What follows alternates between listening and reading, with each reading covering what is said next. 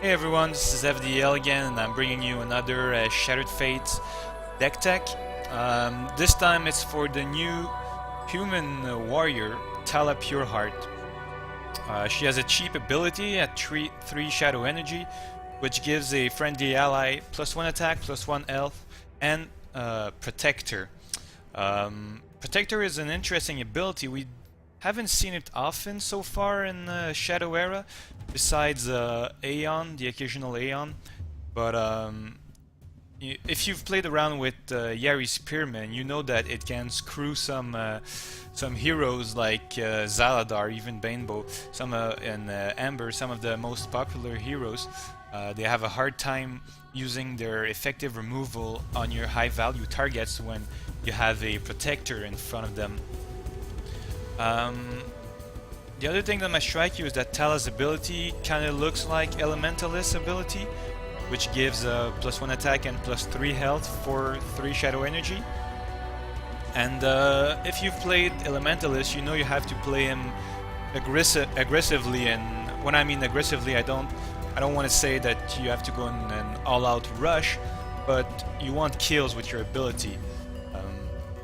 If you just activate it hoping that your ally will survive to next turn, I mean it can work, but in my mind it's not the best value you can get out of such ally buffs. You want an ally on board and kill something with it when you activate your ability, so at least you get some board control, some card advantage out of it. Because we know allies are easy to remove in Shadow Era. So yeah, in the case of Tala, here I'm focusing on an haste-centric build. Some of the key allies you can see here, you have Fleet-footed Messenger, which you know from Dark Prophecies, so it's a 1/5 for 3 that allows you to cycle cards in your hand, which is also nice if you miss your Blood Frenzy, or if you have some cards you wanna cycle. This is pretty interesting, and you'll see that you can pull some nice trick with FFM and Tala. I'm running 3 Wild Berserkers. I don't play them every game, but they're kind of a fail-safe. If I have a slow start, if I have to play, let's say Blood Frenzy, and then on turn 4 a Crippling Blow, or I'm just throwing Meat Shields in front of my opponent, well, a turn 5 Wild Berserker can be pretty nice. It can kill any 4 HP ally, and with Tala's ability it can get boosted to a 3/5 base stats, so that's 5/5 when attacking an ally. Well, you need your opponent to have more allies than you when you play Wild Berserker for him to have haste, but with Crippling Blows it's possible. And if you have a slow start, he'll most likely have more allies than you. So yeah, it's kind of you won't see him in every game, but it is nice to have. When you have him in your hand, you can play your opening a little differently. And the final hasted ally is Visca, a new Shattered Fates ally. I think I've shown her before. 3/6 for 6 with haste, and reduce all combat damage dealt by heroes to 0. So she can safely attack into ankle breakers and Tooth-Ripper Cutlass and the like. And if you buff her with Tala, she comes in as a 4/7, and if you have probably saw Aldon and King's Pride, well, you can get a lot of value out of hasted allies like Visca, FFM, or Berserker. One ally that's very interesting in this build is the Yari Blade Dancer. So it's the new Warrior Puan, 2/3 for 2, with an ability to transfer his attack to another ally. So one very nice thing you can do here with Tala is, if you're going second, you can play turn 2 Blade Dancer, turn 3 Fleet-footed Messenger, transfer Blade Dancer's attack to the Messenger, so you have an attacking 3/5 now. And if you went second, you can use Tala's ability to create a 4/6 Protector that's attacking on the 3rd turn. So yeah, that's one of the neat things you can do with Tala here. But even if you're going first, you can, there's even more chances that your Blade Dancer will survive. So you play your Blade Dancer on turn 2. Then if they don't play a 2-drop, you can play something like Blood Frenzy, set up your draw, and then on turn 4 you come in with the hasted 4/6 messenger. So you have the board and you have your draw engine out. Other openings, well, there's this new unique ally, Eleanor, Princess of Velus. So she's a 2/1 for 2, but she has a neat ability that if you control at least another ally, Eleanor can't be attacked and has +1 attack. So if I play this on turn 2, and then I play, let's say, an Aldon behind her, well, Eleanor can't be attacked, and she gets an extra attack from her ability and another extra attack from Aldon, so she's now a 4/1.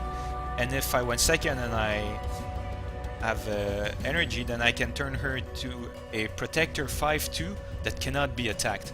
So a lot of builds can deal can deal direct damage or have removal that don't care about attacking, but it can be very annoying for some builds like warriors mostly, and even the builds that do have, let's say, assassination or mind control or guards concoction. Well, they're gonna have to draw that removal, and they're gonna have to use it on a 2-drop. So it's still an interesting ally to play. You can probably do with one less, but I'm kind of trying the ally now, so I want a fair number to be sure to draw one. You could probably play a Champion of Irem in this slot instead of the Princess and have a more versatile ally. So besides Aldon and FFM, my only other 3-cost ally is Twilight Ritualist. I play him mostly for his survivability.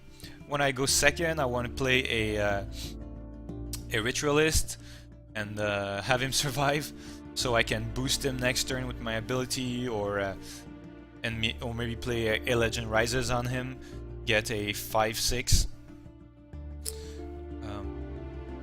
But he has an activated ability that's kind of nice. So for 2 resources, you can destroy an item or ability that costs 3 or less. So that's a Crippling Blow, that's a Blood Frenzy, that's a Rain Delay, that's a Tome of Knowledge. So you have a lot of targets, and from time to time it becomes very relevant, especially if you're playing against control or combo decks that rely a lot on those cheap item and abilities. Then you can get great value out of the Ritualist. Let's see what else. Well, yeah, a Legend Rises to free your buffed fatties. It's always nice, and it's like I said, if you played a Ritualist on turn 3, you can play ALR on turn 4 to get a kill and a very buffy ally. Well, King's Pride is the finisher. Don't need it every game, but when you can attack with 2 allies on the field with King's Pride, you get great value, and then if you add allies after every ally you add after that is insane value. And given the number of hasted guys that come in, KP is very interesting. I'm playing Bad Santa as my backup draw. You could probably play a Road Less Travel here, but I don't have a lot of allies that I'm willing to retreat.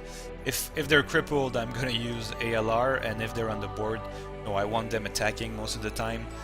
But still, Bad Santa is good